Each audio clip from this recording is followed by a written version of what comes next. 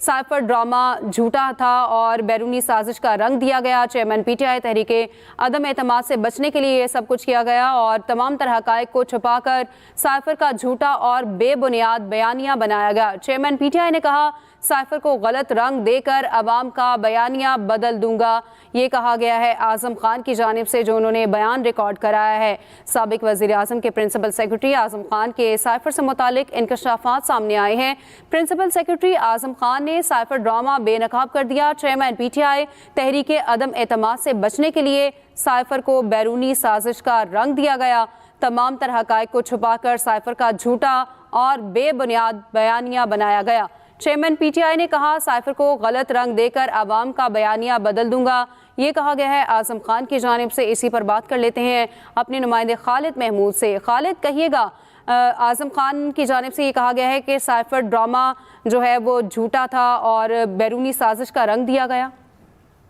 ये आज बयान रिकॉर्ड किया गया है 164 के तहत साबिक प्रिंसिपल सेक्रेटरी आजम खान का,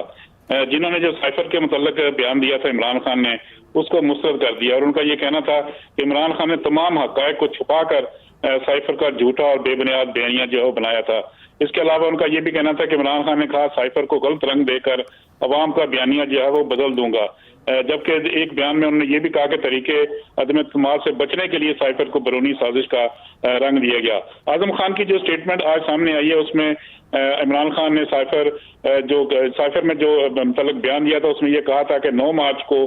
ये बयान जो है वो सामने आया था। इमरान खान ने साइफर ड्रामे के जरिए अवाम में मुल्की सलामती अदारों के खिलाफ नफरत का जो बीज है वो बोया था। इसके अलावा साइफर को मुल्की सलामती अदारों और अमेरिका की मिली भगत जो है वो करार दिया था। मना करने के बावजूद एक सीक्रेट मुलासरा को अवाम में जाती मफाद के लिए लहराया गया। साइफर ड्रामा सिर्फ और सिर्फ जो है वो एक कहानी थी जो घड़ी गई उस वक्त, ताकि एक बयानिया जो है वो बनाया जा सके। इसके अलावा 8 मार्च 2022 को सेक्रेटरी खारजा ने जो आजम खान को साइफर के बारे में बताया था, उसकी भी तफसीलात भी आज जो बयान उन्होंने रिकॉर्ड कराया उसके सामने आई है, जिसमें ये करार दिया जा रहा है कि इमरान खान ने एक सियासी मकासद के असूल के लिए बयानिया जो है वो बनाया था और आजम खान ने उसके ऊपर आज जो है वो मोहर सब्त किया और उन्होंने जो 164 के तहत अपना बयान रिकॉर्ड कराया है उसमें अपने पास जो साइफर का मामला था उसकी तमाम तफसीलात सामने रख दी हैं और ये भी कहा है कि इमरान खान ने साइफर अपने पास रख लिया जो कि कानून की खिलाफ वर्जी थी और साइफर वापस मांगने पर भी इमरान खान ने इसे गुम होने के मुतल्लिक बताया था और अवाम में भी यही तासर दिया गया था कि वो साइफर जो है वो गुम हो गया। जबकि दूसरी जानिब फॉरेन ऑफिस ने जो है वो कहा था कि वो साइफर अभी तक हमारे पास मौजूद है। आजम खान के मुताबिक इमरान खान ने इनके सामने साइफर को अवाम के सामने बैरूनी साजिश।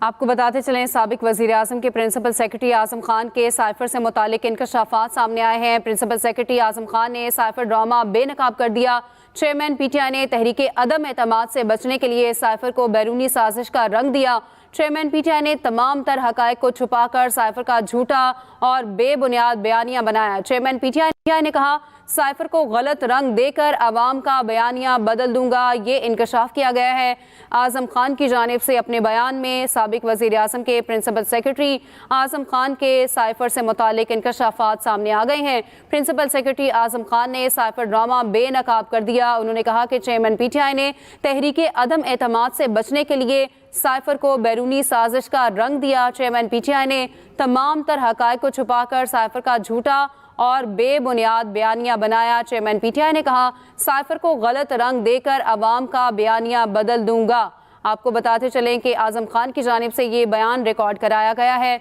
इसी पर हमारे साथ मौजूद हैं हमारे नुमाइंदे खालिद महमूद। खालिद, कहिएगा, एक बार फिर से बताइएगा कि नाजरीन को साइफर जो है उनको बैरूनी साजिश का रंग दिया गया। चेयरमैन पीटीआई की जानिब से तमाम तर जो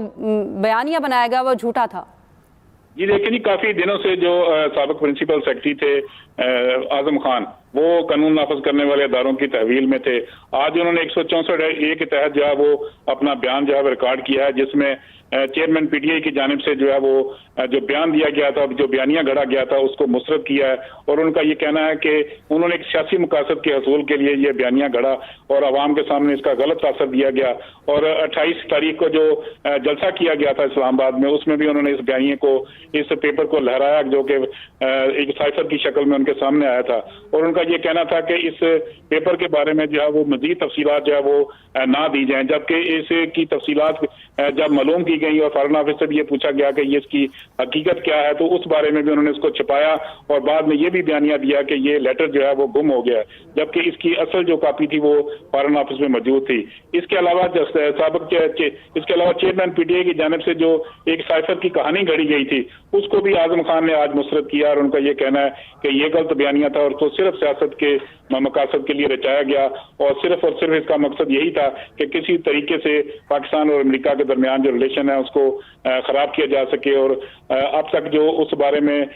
जो साइफर के हवाले से जो एक सियासी बयानिया बन चुका था उसकी जो तमाम तफसीलात हैं उसको भी आज आजम खान ने मुस्तरद किया और उनका यह कहना था कि इस बारे में उन्होंने किसी से मशावरत नहीं की थी और उन्होंने खुद ही इसका बयानिया घड़ा और उसके बाद इसको अवाम के सामने जो है वो पेश कर दिया और एक जलसे में इसको अवाम के सामने रखा ताकि वो इसकी गलत बयानी जो है वो आम में सियासत में इसको इस्तेमाल किया जा सके। इसके अलावा उन्होंने शाह महमूद कुरैशी के साथ भी साइफर के मामले पर उन्होंने बातचीत की थी और उसको उनको भी ये बता चुके थे कि हम ये मामला जो है वो पब्लिक में लेके जा रहे हैं ताकि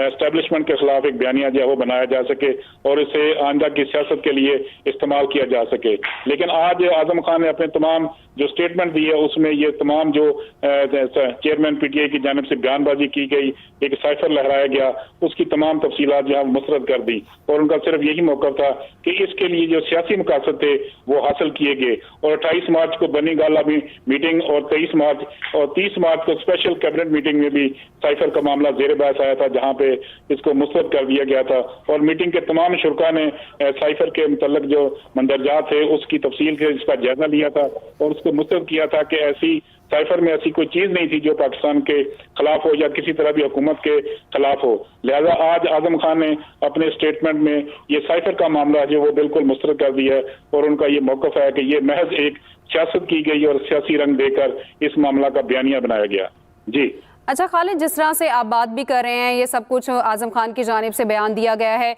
इस पर आपको याद होगा ऑडियो लीक भी सामने आई थी, तो वो भी इस बारे में अब सच साबित हुई है जिसमें चेयरमैन पीटीआई की जानिब से ये कहा गया था कि साइफर पर खेलना है।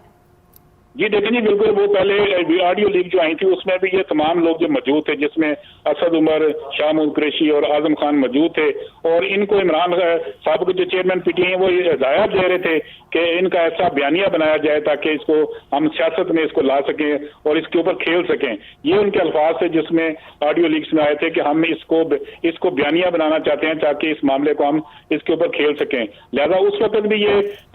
बिल्कुल वाज़ेह चीज सामने आ रही थी कि चेयरमैन पीटीआई अपने तमाम साथियों को हिदायत दे रहे हैं कि इसके ऊपर जो है बयानिया बनाया जाए और हम आइंदा जो जलसा होगा उसमें पब्लिक के सामने इसको रखेंगे और इसके ऊपर खेलेंगे। लिहाजा उस वक्त भी ये बात सामने आई, लेकिन आज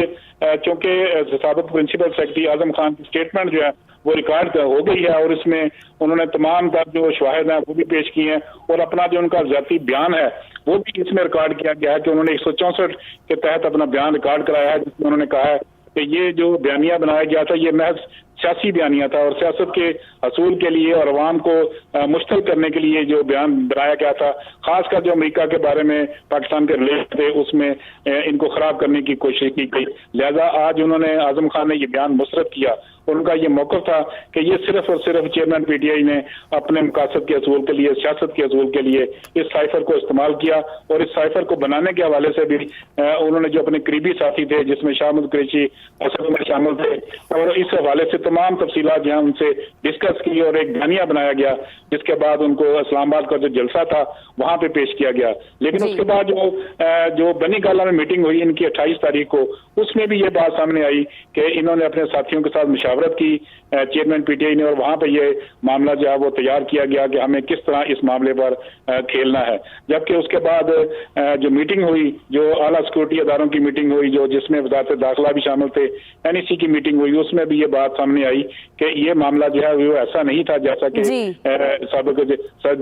चेयरमैन पीटीआई ने अपना बयान। खालिद, आप हमारे साथ ही रहिएगा, इसी पर बात कर लेते हैं। एंकर पर्सन फरवा वहीद भी हमारे साथ मौजूद हैं। फरवा, किस तरह से आप देखती हैं साबिक प्रिंसिपल सेक्रेटरी आजम खान की जानिब से बयान सामने आया, उन्होंने साइफर ड्रामा बेनकाब कर दिया है, उन्होंने कहा कि साइफर बैरूनी साजिश का रंग दिया गया और झूठा बयानिया बनाया गया था चेयरमैन पीटीआई ने।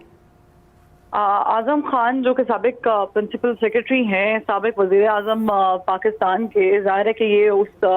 मीटिंग में भी मौजूद थे और मीटिंग के जब मिनट्स लिखे गए थे और उसे साइफर का रंग दिया गया था तो ये वहां पर मौजूद थे। तो ये एक बहुत ही वैलिड विटनेस थे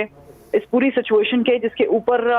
बैरूनी साजिश और अमेरिका को एब्सोल्युटली नॉट और हम कोई गुलाम है वाला बयानिया पूरा बनाया गया इमरान खान साहब की जानिब से। और ये बात तो तय है कि ये ऑलरेडी चीजें जो हैं वो खान साहब को मालूम थी कि उनके खिलाफ जो अदम एतमाद है वो लाई जा रही है और अब की बार उनको बचाने के लिए एस्टेब्लिशमेंट जो है वो कोई किरदार अदा नहीं कर रही। तो उस चीज से बचने के लिए ये पूरी स्टोरी जो है वो बनाई गई। और फिर आपको याद होगा कि जलसे में इमरान खान साहब ने बड़े इमोशनली एक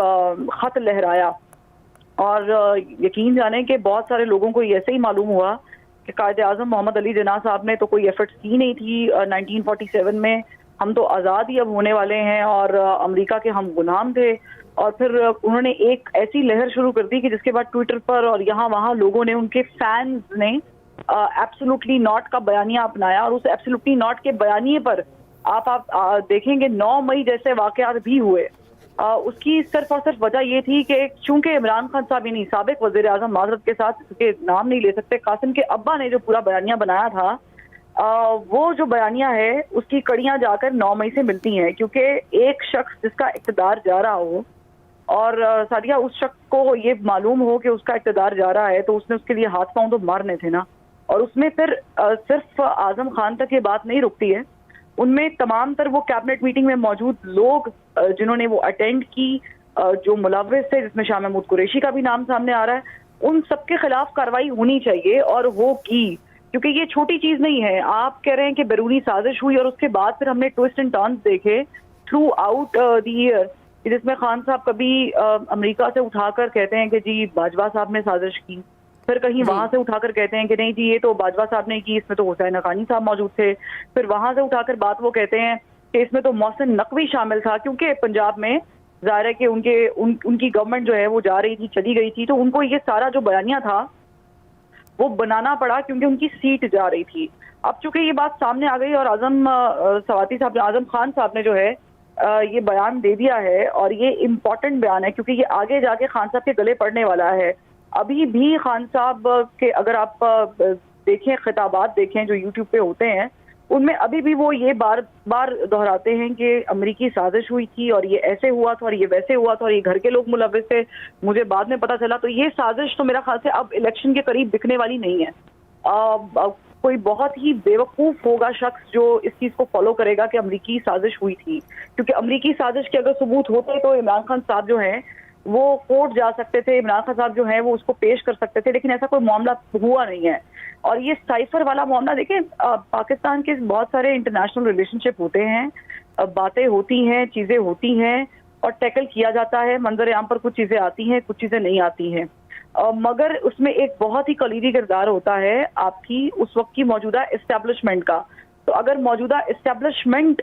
को एक चीज मालूम नहीं है और उस वक्त के प्राइम मिनिस्टर साहब एक जलसे में जो कि ज़ाहिर है कि खिताब कर रहे थे, एक चीज लहराते हैं और बगैर कॉन्फिडेंस में लिए वो सब चीजें करते हैं, तो उस पर शकूक व शुबात तो उठते हैं। और उस शकूक व शुबात की कड़ी अब जाके मिलती है कि ये सारा मामला जो है, जो ड्रामा रचाया गया था, वो सब खुल के सामने आ गया है। अलबत्ता इस पे मुझे स्टिल डाउट है कि इसके बाद क्या कार्रवाई की जाएगी साबिक वजीर आजम के हवाले से, क्योंकि ये कोई छोटा मामला नहीं है। इस पे आपके जो रिलेशनशिप्स हैं इंटरनेशनली अमेरिका के साथ वो खराब हुए, इस पे अमेरिका को एक्सप्लेनेशन देना पड़ गई। यहाँ तक बात सामने आई कि शायद रूस जाना था तो इसीलिए ये मामला पेश आया। फिर हमारे भी कुछ सहाफ़ी हजरात जो हैं वो ये बात कहते हुए नजर आए कि क्योंकि हम रूस की जानिब जा रहे थे और हमें तेल चाहिए था तो ये अमेरिकी साजिश हुई और वगैरह वगैरह। और लेट्स सपोज अगर हम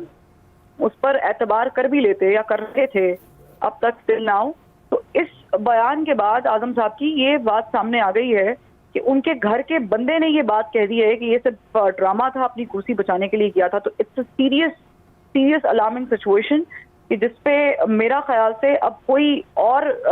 करने की जरूरत नहीं है, इस पे एक्शन लेने की जरूरत है। अगर ये हुआ था तो वो तमाम तर लोग जो मुलव्वस थे इसमें, वो नाम बड़े, उनको